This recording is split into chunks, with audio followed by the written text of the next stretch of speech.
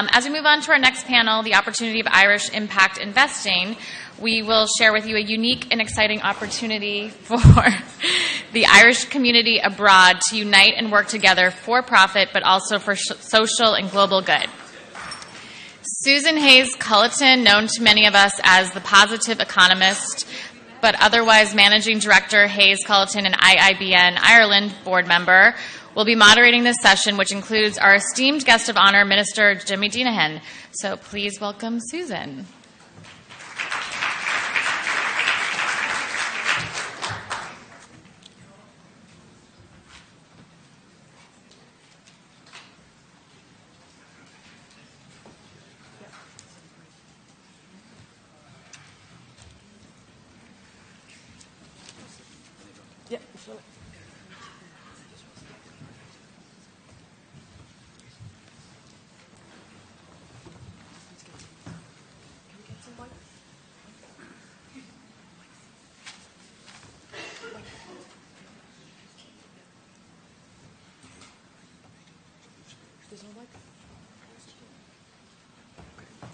Can I just ask if we could just get some mics for the panelists, please?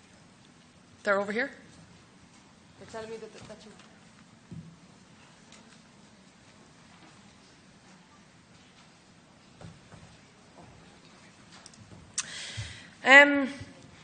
Good morning, everybody, and thank you very much indeed for having me here today.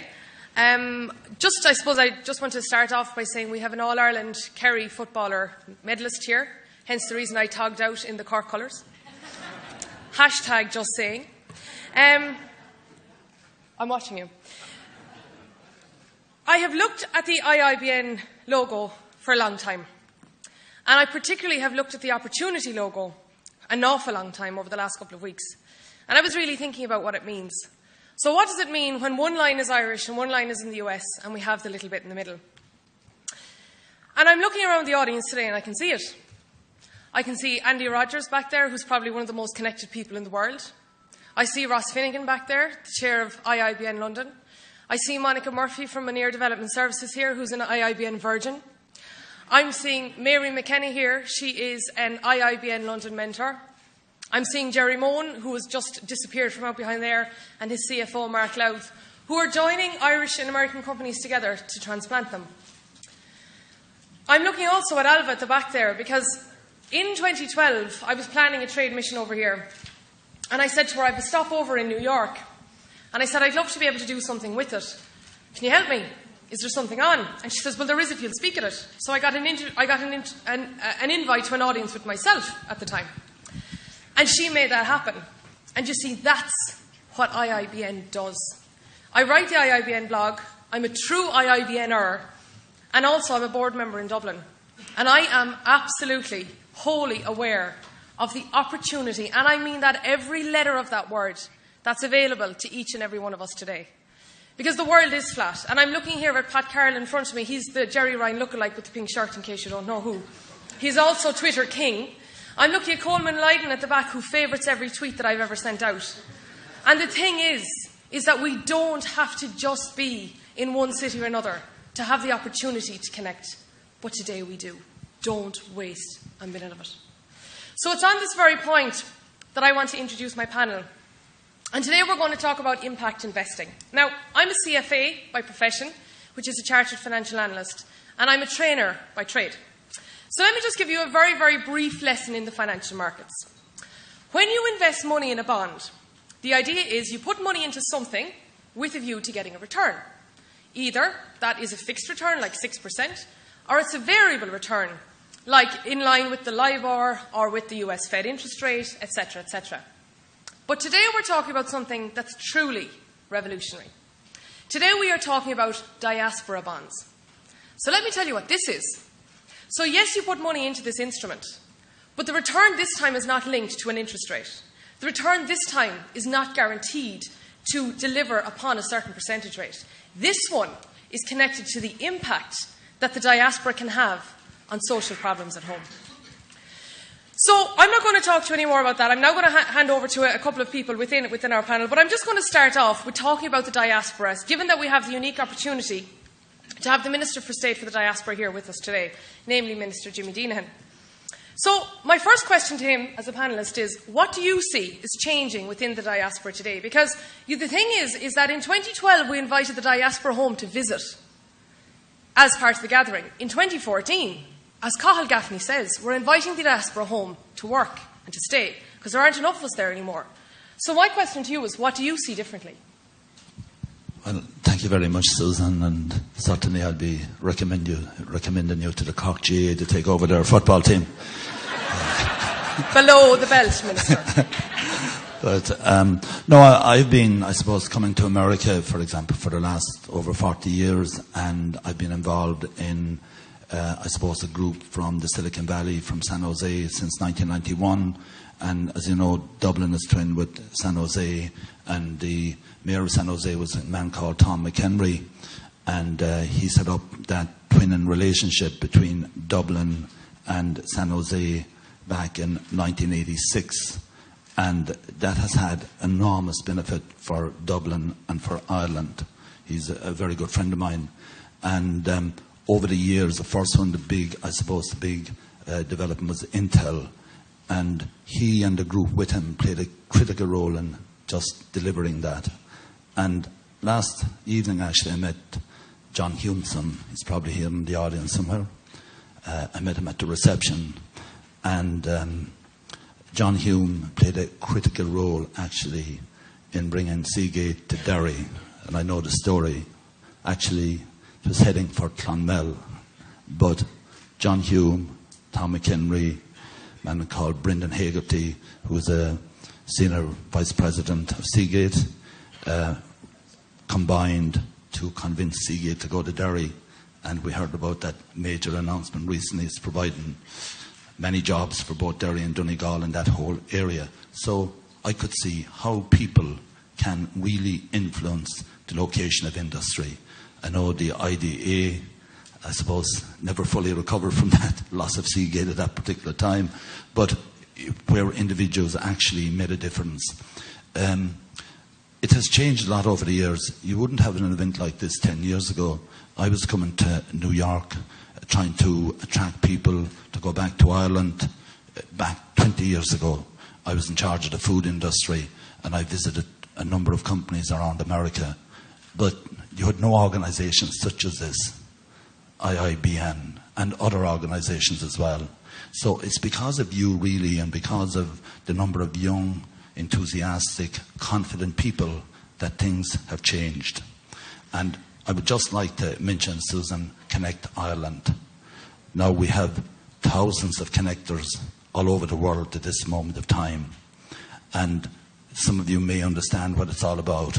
In other words, if you can identify somebody, introduce them to the IDA, if the jobs can be validated, then you get a reward for it if you want it, something like €1,500 a job. Now already 26 projects have been delivered by Connect Ireland. And Connect Ireland are in an advanced stage of negotiation with 88 companies. So it's working, and I've seen it working on the ground as well. So things have changed. It has changed because of modern technology, because of networking, because more people are meeting each other.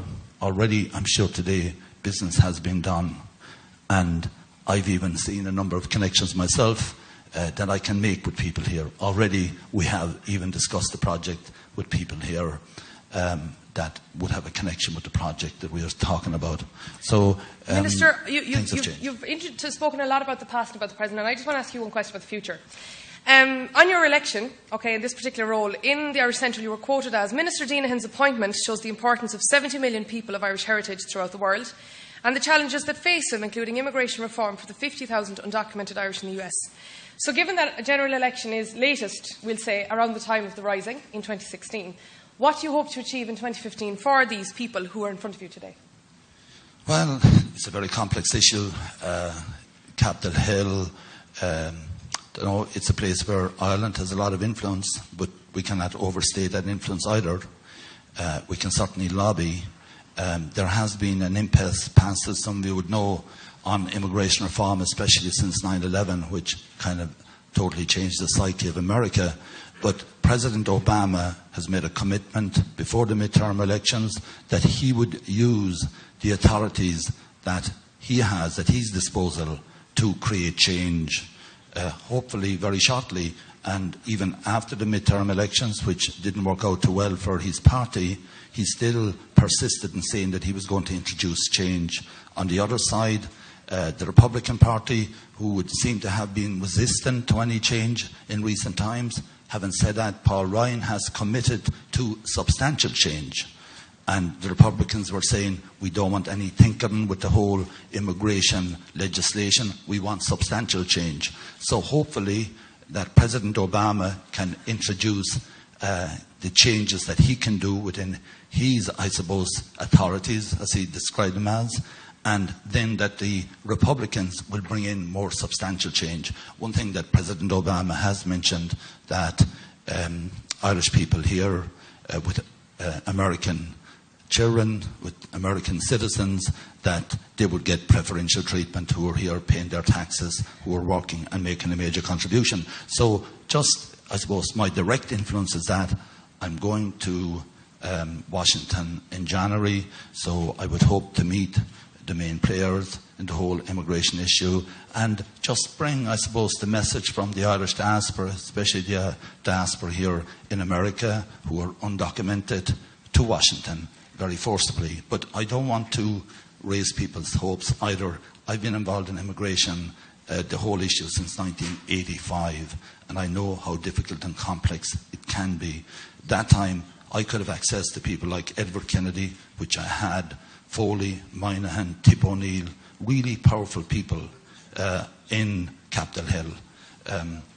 We have some very influential people there at the moment, and but we probably had more power that time. Just conscious of our time at the moment, and I'm also thinking of the influential people, of course, who are the people who could mobilise these diaspora notes, and that's why I want to move to Dash now. To tell us, could you give us, as somebody from Merrill Lynch, just a little bit of information about how these actual diaspora notes work, and more importantly, what makes them work from the perspective of the investors?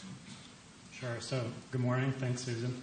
The big idea here around the social impact bond is really that there's preventative services that are proven, that work, that perhaps may not get funded by government just for budgetary reasons. So social impact bonds can address that issue by raising private capital to fund those services, and then they're delivered.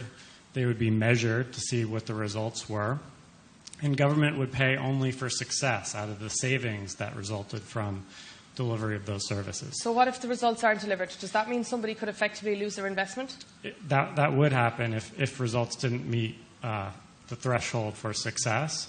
And is that then seen as basically an extension of philanthropy? So you put in your money, the results didn't materialise, and therefore if I was to put money into the Ireland Fund, for example, I don't expect it back. So is that the whole idea, that you give with the intention of it doing good, but if it doesn't come back, well then it still has done good, and that's the way you look at it? I think people would look at it in a lot of different ways. Certainly that's a perspective we've heard. Ideally, it does work out, and then those funds can be recycled into another project, hopefully. And from that point then, I just want to move on to Norman, as somebody from the Northern Ireland Bureau. Let's say, for example, one of these bonds, it raises between 5 and 20 million. And the investors are happy to leave the investment there for between, let's say, 3 to 7 years. What projects in Northern Ireland do you think could deliver measurable results? Well, Susan, I think maybe the most obvious one from the Northern Ireland government's perspective is in social capital. We have in Northern Ireland a very stable political system, and we have a lot of investment coming in, something just like the Minister mentioned earlier about Seagate, which is one of our top companies. But we still have a group of young people in Northern Ireland who are not in employment, training, or indeed in any sort of work environment or education. And we have looked at a thing called the United Youth Programme. And this is something I think could benefit from the bond that you're talking about. Essentially what it does is it takes these young people who have no expectation of getting employment, are generally without any real education, and are the type of young people that could be drawn, unfortunately, into criminal activity. And the whole idea of the United Youth Programme is that they get training and voluntary work that takes them out of that milieu where they're really not getting any promotion in their life. One aspect of it is a 6-week program in the United States. And this is very similar to a project called Wider Horizons, which was funded for some years by the International Fund for Ireland. And it brought young people out here. And because they were coming to really a foreign country, they were forced to mix with each other, whether they were from a unionist or nationalist tradition. They had to mix with each other here. They had to work in a multicultural society, and they went back with renewed confidence and usually into the employment field. And I think essentially there's 2 issues about the bond that Dash is talking about. One is that the expectation of these young people entering the employment world is much more enhanced, and they're no longer claiming benefit. But they're also hidden benefits for the Northern Ireland government, in that they're no longer dealing with social services, probation boards, etc., etc. They're less likely to be caught up in criminal activity. So for the criminal justice system, there's a benefit as well, and less activity in that particular area. So just to summarise for the audience, so I put in my money, and the return that I might expect to get is not, as I say, linked to an interest rate or to an equity, but instead it would be linked to the actual measurable decrease in, for example, unemployment or decrease in criminal activity. So therefore, the actual beneficiary is not just the individuals, but the wider state in terms of the taxes that it doesn't have to spend on various other different measures to prevent these types of activities from taking place. Very much so. But then there's the sublimable ones that you can't really judge, and you're actually challenging young people to accept somebody from the other community in a way that they wouldn't have done before. And actually in Northern Ireland in particular, as we get more and more economic migrants coming in, and we haven't had a great reputation as being a welcoming country for immigrants who are here to work, it actually challenges people's views about living and working in a multicultural society. So there are other aspects which are more long-term about political stability and social cohesion. Okay, so the next part to this, of course, is that if the return is related to a decrease in criminal activity or a decrease in unemployment, who actually provides the return? And the answer in this case, actually, is the New York State Department when you look at a diaspora bond being run here. And that's why I'm really, really interested to ask Drew O'Brien here from the US State Department, why would you be willing to pay for a decrease in criminal activity or in unemployment in a different country? Why is it that the New York State Department has a vested interest in the Irish diaspora? Well, thanks, Susan. It's a very good question, and it's applicable right now because one of the things that our office is doing, so the Office of, I'm the Special Representative for Global Partnerships within the Secretary's office, and one of our charges there is diaspora engagement globally. And when you look at the Irish-American diaspora, it's the second largest. What are we doing wrong? It's behind, I think we're behind Germany. You're going to work on that. We'll both work on it together. But about 39, I want to say about 39.5 million. So in a lot of ways, the Irish-American diaspora is a prototypical diaspora for other populations in Africa, in Latin America, in Asia. So we look to your government ministers, we look to your academic experts, we look to some of your practitioners on how to guide some of these other populations. And one of the things that we're very active hands-on with is building networks, and building networks of academics, building networks of entrepreneurs. We do what I call a lot of entrepreneur exporting and some importing. We'll bring groups of people from Silicon Valley and Cambridge, Mass. We'll bring them abroad, give 5 or 6 day trainings to groups of young people interested in this. We'll similarly bring young people from other countries here, bring them to Silicon Valley, and they spend 5, 6 days. They learn how to make a pitch, talk to an investor. That's one way we engage them. I want to jump off and use the example that Norman brought up of United Youth, which is actually what steered us into what Dash was talking about. We are now exploring with our managing partner for all of the partnerships we do in the Secretary's office. We bring in an outside group, a 501c3, to help us manage the different partners. We're a bit of a dating service. We bring partners together, we put them together, we hope they do great things. Do they have babies? Well, still young. Our partner on diaspora engagement is the Calvert Foundation in Bethesda, Maryland, and they are not only helping us sort of manage the day-to-day and the dynamics, but they're actually an investment firm, and they have a not-for-profit arm, the Calvert Foundation, and who has a history of 100% rate of return. They have a product called a community investment note, and from that, and from a lot of the conversations we had with the Northern Ireland government, how do we help those young people that Norman talked about? How do we address this in a non-traditional way? And we're looking at a diaspora note coming out of the community investment note, the diaspora note, and how we engage the diaspora in helping at home. To get to your question, we do that because it's a vested interest for the diasporans are Americans. And they're hyphenated Americans, Irish Americans, Somali Americans. They are our citizens. We have a responsibility to them. They have a responsibility to their home, and we want to help them with that responsibility. I want to give you one more alarm bell that's flashing in my head, and that is when you apply private investment to a social problem, you have two different agendas. And my question is that if I was to put money into this bond with a view to getting a return, like, yes, of course I want to do good, of course I do. But I also want a return. At the end of the day, I have a family to feed and a mortgage to pay. So, is this particular innovation in danger of only investing in short-term projects, the quick wins, the highly deliverables, the easy ones, at the expense of long-term projects? So, let's not forget, you're dealing with government. So nothing happens necessarily too quickly. Well, you said that, not me. No, I'm saying it. And that's one of the reasons we bring in private partners. We are looking, we're looking at both. As we look at this in the very early stages with Calvert, we look at short-term fixes. We certainly have, I think, based on the political climate and some of the things we need to do, Norman, I think we're looking at a quick fix, perhaps, in Northern Ireland. But we are also looking at the longer-term fixes, how they can benefit infrastructure, how they can benefit education, health, and other projects that we hear from our embassies, we hear from our friends in country, and we hear from our diasporans. Well, I'm really glad to hear that. I personally think that we are on the cusp of a really big change in the way in which diasporans are invited to help others. And I think IIBN, for me, and this is personal experience, is that it has always opened doors for me in other countries to where I always felt, and I was interested to hear the entrepreneurs earlier saying about, it's difficult to start off in Silicon Valley or to start off in New York, to start off in London. It's not difficult when you have a family there waiting for you, and I mean a business family. And again, I go back to a sporting analogy. Before, we were bound by the ties of sport, and we were bound by the ties of, one brother went out, then he had a job for another one, and then they came out. Whereas now I found that I had a business, and then as I was coming out to New York or to London or any of the other places that IIBN is and is active, well, then I had a group of people there who were willing to say, Susan, what can we do? And it wasn't something like, it's raining, so what do we do? It was a real, Susan, what business can I open up the doors for you to do? Before I finish in this panel, I just want to go back to Dash one more time. Because Dash has actually experience of running this before. And you've actually run this you've actually implemented this with Merrill Lynch with a previous client. What have you personally learned from that experience that we, as potential investors, or as potential people who will be putting this together, or indeed as potential people behind the drawdown of these funds, what can we learn from you today?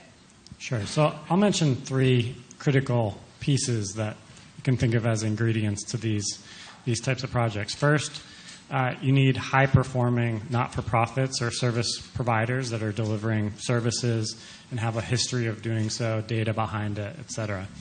Second, you need really strong executive leadership within the government that you're working with, simply because it's a new, innovative space and you need someone to sponsor and pull together.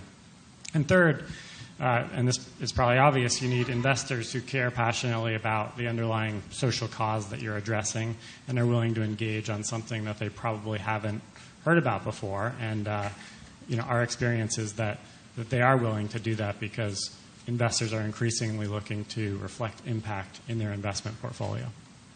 Well, I think we've heard an awful lot today about what the future will look like. And often as an economist, we're often asked to predict the future. But I do think that, thanks to Norman, thanks to Drew, thanks to Minister Deenihan, and thanks to Dash, that we have really seen that, in the words of Peter Drucker, the only way to predict the future is to create it. To your success today, ladies and gentlemen.